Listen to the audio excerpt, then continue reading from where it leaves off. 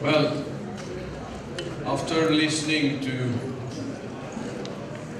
such a long list of sufferings, violations of human rights in various places,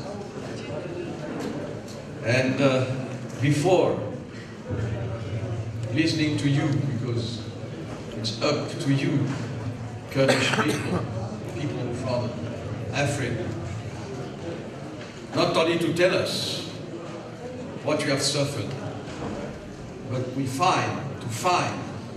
to invent a solution. Easy to say, very difficult to set up. Of course, as you were asking human rights activists to answer, of course we were frightened by the magnitude of the suffering of the people. Of course, together we can do something, but don't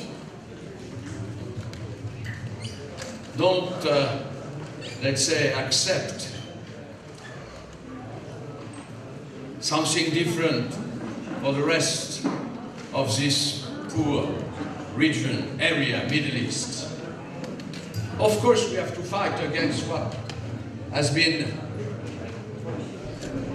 cruelly done by the Turkish occupation. Of course, yes. But also, you should ask your neighbors, the other Kurds. There is no solution without talking to the others. There is no solution without talking to the enemies. The beginning of peace is always another suffering, because you should talk to your enemies. This is not for tomorrow, I know. But some of you, very brave people, they started this dialogue. Without the dialogue, we cannot expect immediately the end of the poor people who are listening to suffering. So for us, the French people, the American people, the other countries' people, coming back to our place, we'll try to do something. What is doing something? What is doing something facing such a very cruel and precise violations, killings, displacing the person, replacing by other people? We have to alert the so-called international community. Okay, we'll do it, but don't believe that it will be enough. You are the most important people.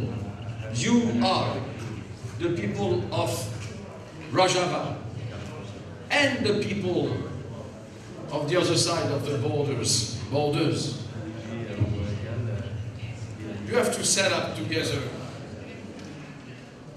a sort of common attitude. This is difficult, I know. I've been involved here, close to the Kurdish people, since years and years and years. And it's always the same suffering. We have now, in Africa, a particular attitude, devotion, necessity to help, yes. But sometimes you are, of course, a sort of, how can I say, you are part of a big game.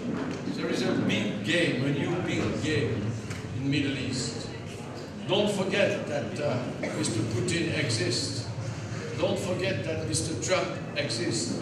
Don't forget that they all exist, Iranian people, Iraqi people, Syrian people.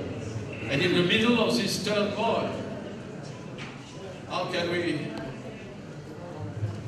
promise something, but one promise will be certainly very important to listen to. Will be with you, with the poor people here, with all the people of Russia. We'll stand with you, and I will try to be efficient with you. And thank you for organizing this in the middle of the fight, this conference, precisely not to get only a military triumph. There is no military success enough for this region. Congratulations, because you found the time and the means and the energy to set up such a conference, unforgettable conference. Thank you very much, all of you, and particularly the people involved, I know very well. Thank you to you. You are the representative of the future of the world, partly, but certainly.